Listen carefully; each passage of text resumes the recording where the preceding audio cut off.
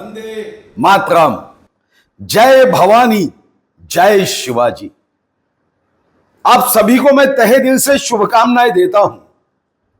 छत्रपति शिवाजी महाराज का स्मरण करते हुए हमारे खून के हर कतरे में एक ऊर्जा निर्माण होती है। मां जय भवानी का जब नाम लेते हैं तो संकट कोई भी हो, उस संकट पर विजय प्राप्त करने की क्षमता हम में निर्माण हो जाती है।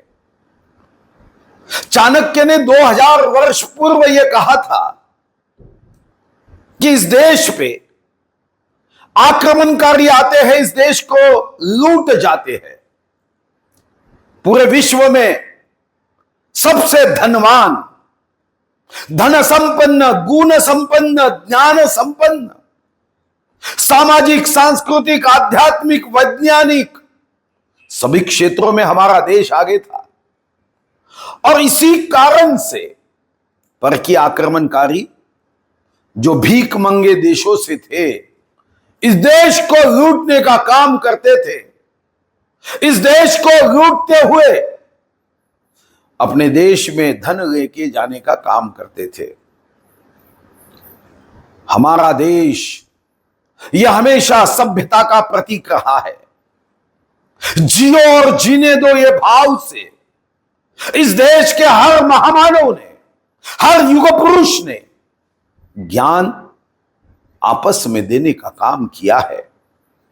छत्रपति शिवाजी महाराज ये ऐसे आदर्श राजा थे जो विश्व का कोई भी राज प्रमुख हो, कोई भी राजा हो, जनतंत्र से चुन कर आने वाला प्रमुख हो, अपना राज कैसे चलाना चाहिए इसका भाव कोई सिखाता है तो छत्रपति शिवाजी महाराज की जीवनी सिखाती है।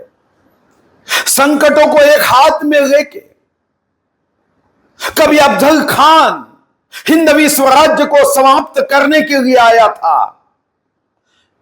दरबार में यह संकल्प और शपथ लेके आया था कि मैं शिवबा को जिंदा या मुर्दा पकड़ूंगा।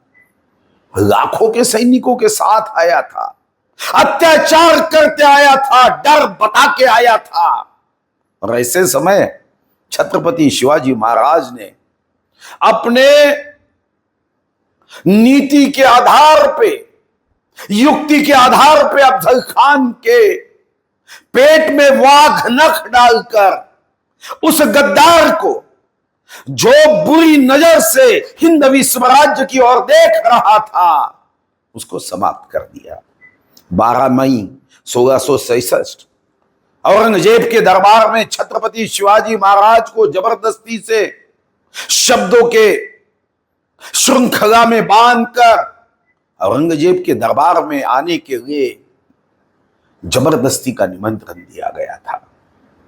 साथ में तो कोई सेना नहीं थी, मगर हजारों शेरों के हृदय का मेरा आपका शिवबा आगरा गया। 12 मई 1667 को उस दरबार में आखिरी पंक्ति में खड़ा कर दिया गया था। सामने खड़े थे जिनको छत्रपति शिवाजी महाराज ने कई युद्धों में पराभूत किया था, जो छत्रपति शिवाजी महाराज से डरते थे।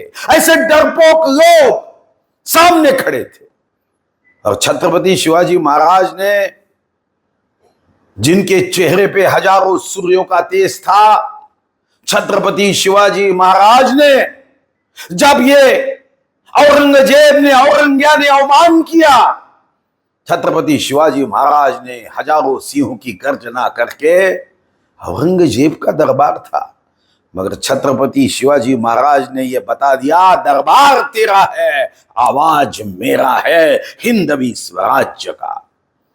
आज महाराष्ट्र सरकार की ओर से हमने राज्याभिषेक के 350वें वर्ष के समारोह को संपन्न करने का निर्णय किया।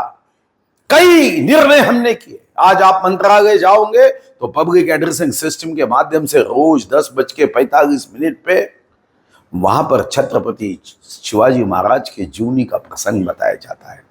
यह हमारे और आपके लिए गौरव की बात है, अभिमान की बात है कि दुनिया में अपने बच्चों को वीरता की कहानी सुनाने के लिए कोई सुपरमैन की कहानी सुनाता है, कोई स्पाइडरमैन की कहानी सुनाता है।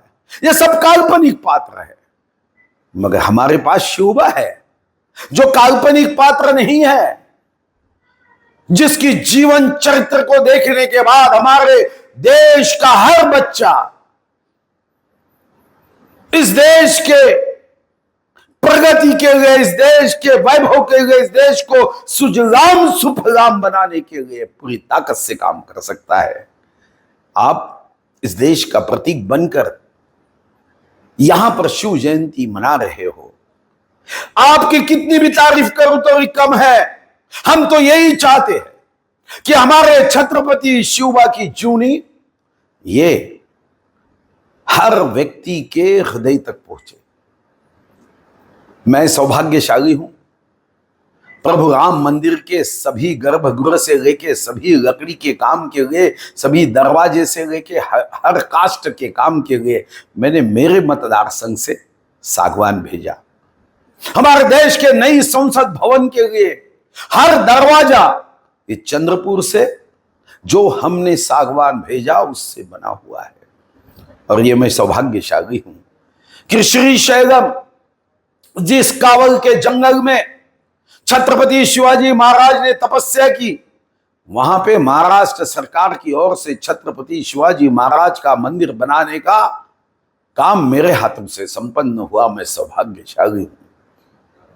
हमने कई निर्णय महाराष्ट्र में किए हैं, पूरे जिलों में जानता राजा दिखाने का संकल्प किया और आज तक 25 के आसपास जिलों में हमने जानता राजा बताकर छत्रपति शिवाजी महाराज के जीवन को हमने नए युवाओं तक, युवतियों तक पहुंचाने का काम किया। इस महाराष्ट्र में छत्रपति शिवाजी महाराज के जीवन से